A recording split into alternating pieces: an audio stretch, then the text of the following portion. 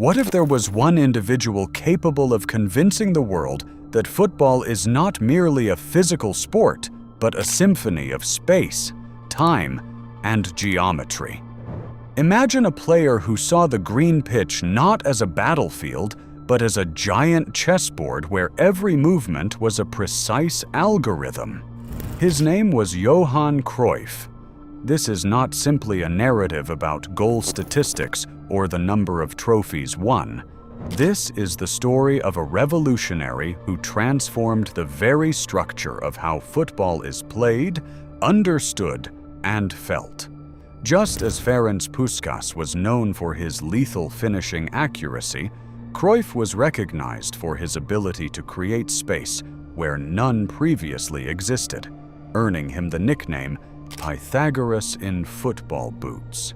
Remember, in Cruyff's philosophy, tactical intelligence and vision of the game always held greater value than mere physical strength or rigid systems.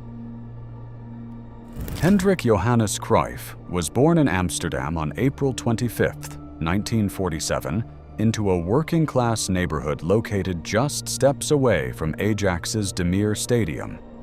Growing up in the Netherlands in the aftermath of World War II, Cruyff was exposed to a city still searching for its renewed identity.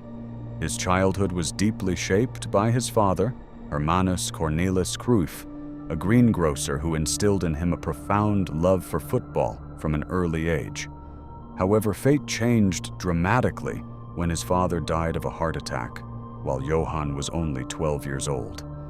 This tragedy not only left an emotional void, but also planted a lifelong obsession with financial security and health within Cruyff's personality. His mother, Nell, then worked as a cleaner at Ajax's stadium to support the family. This unique circumstance allowed Johan to grow up inside the kitchen of the club, where he often helped the groundsman, Henk Angel, who later became his stepfather and a major influence in his life. As a young boy, Cruyff actually showed exceptional talent in baseball, yet he ultimately chose football, where his natural ability was undeniable, even though he was physically thin and fragile at the time. Under the guidance of coach Vic Buckingham, he was instructed to strengthen his body through proper nutrition and weight training. His development paid off when he made his professional debut at the age of 17, scoring in his very first match against GVAV in 1964. The period between 1964 and 1973 marked an era of absolute dominance for Cruyff with Ajax Amsterdam. Under the influence of coach Rinus Michels, Ajax transformed from a semi-professional club into an unmatched global powerhouse. Cruyff stood at the very center of the system that would later be known as total football. During this time, he helped Ajax secure 8 Eredivisie titles and, most monumentally, 3 consecutive European Cups from 1971 to 1973. His productivity was not limited to scoring goals. It extended to dictating the tempo of the game from virtually any position on the pitch. Statistics show that Cruyff never scored fewer than 20 league goals in 6 consecutive seasons during his prime at Ajax. Yet his true strength lay in his hybrid ability as both a prolific scorer and a creative orchestrator. In the 1966-1967 season, he became the youngest player to finish as Eredivisie top scorer at just 20 years old.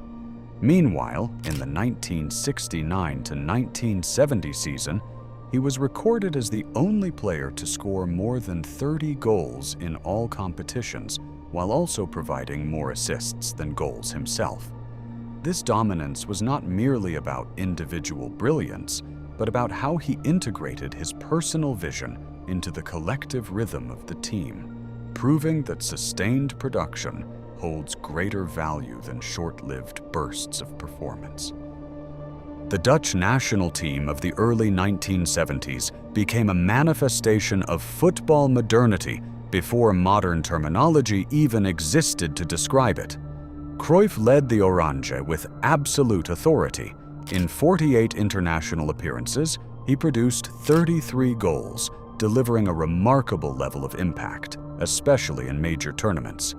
The peak came at the 1974 World Cup, where the Netherlands captivated the world with a fluid style of play, constant positional rotation, and relentless high pressing that overwhelmed opponents. Cruyff did not operate merely as a forward. He frequently dropped into midfield to control the tempo and draw defenders out of position. This style of play, known as total football, was built upon the concept of flexible space. When attacking, the team aimed to stretch the field as wide as possible. When defending, they compressed space as tightly as possible. Cruyff acted as the orchestrator, directing teammates where to move even while he himself was in possession of the ball.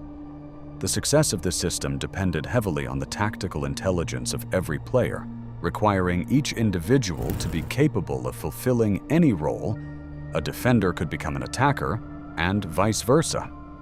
Although the Netherlands lost the 1974 final to West Germany, their tactical legacy remains widely regarded as one of the greatest intellectual achievements in the history of the sport. Cruyff's move to FC Barcelona in 1973 was not merely an athletic transfer, it was a socio-political event that shook Spain during the final years of Franco's dictatorship. Barcelona was experiencing an identity crisis at the time, having failed to win a league title for 14 years, while their fierce rivals, Real Madrid, dominated both the domestic and European stage. Cruyff chose Barcelona over other offers, a decision often associated with his affinity for Catalan values and his rejection of Madrid's centralism.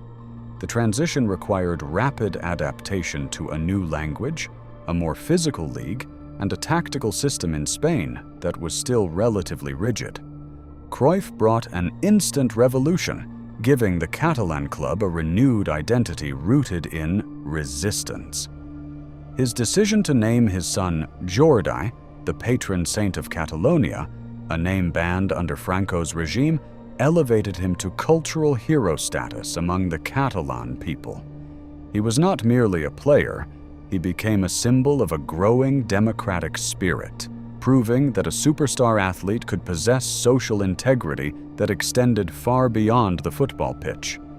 At Barcelona, Cruyff did not need much time to carve his name into history. One of the most iconic moments came on February 17, 1974, when he led Barcelona to a stunning 5-0 demolition of Real Madrid at the Santiago Bernabeu.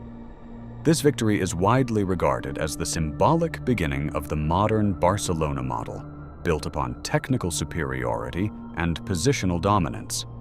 In his debut season, he guided the club to their first La Liga title in 14 years, an achievement that sparked extraordinary euphoria throughout Catalonia. Although Cruyff appeared physically thin, his ability to dictate the game from virtually any area of the pitch made him the focal point of every attacking movement. At club level overall, he accumulated an impressive record on the European stage, reinforcing his reputation as one of the most influential players of his era. Cruyff demonstrated that adapting to a new league and new teammates was not merely a complementary skill, but an essential component of greatness itself. He won his third Ballon d'Or in 1974 after leading the Netherlands to the World Cup final and Barcelona to the league title, solidifying his status as the dominant player of that decade. Remember, goal statistics may only tell half of the story. The true distinction between a star and a legend lies in the ability to control the direction of a match under the intense pressure of elite European competition. It was a fusion of explosive agility and mathematical vision. Despite his slender frame, he possessed a remarkably stable center of gravity, allowing him to execute sudden changes of direction that left defenders off balance. One of his most famous techniques was the Cruijff turn, a sharp 180-degree spin, involving a subtle inside foot touch to deceive an opponent. He did not rely solely on foot speed, but on what could be called speed of insight. His ability to start a run a fraction of a second earlier because he had already anticipated where the ball would go. His approach to the game was rooted in the logic of angles and space. He once said, "If you have the ball, you must make the field as big as possible, and if you don't have it, you must make it as small as possible." The variation in his play, from precise one-touch passes to diagonal dribbles that sliced through defensive lines, explains why he was considered almost impossible to mark. Numbers can hint at his productivity, but the real story of his genius lies in his relentless consistency in creating imbalance within the opponent's defensive structure. If we look at the record of more than 400 goals throughout his career and his limitless tactical influence, listen to what those numbers and that history are telling us. One man transformed opportunities into something aesthetically beautiful for decades. So, was Johan Cruyff merely a football player? No, he was a philosopher of the green pitch, someone who gave us a new lens through which to view the game we love. Football before Cruyff and football after Cruyff exist in two different worlds, and within that difference lies his immortality.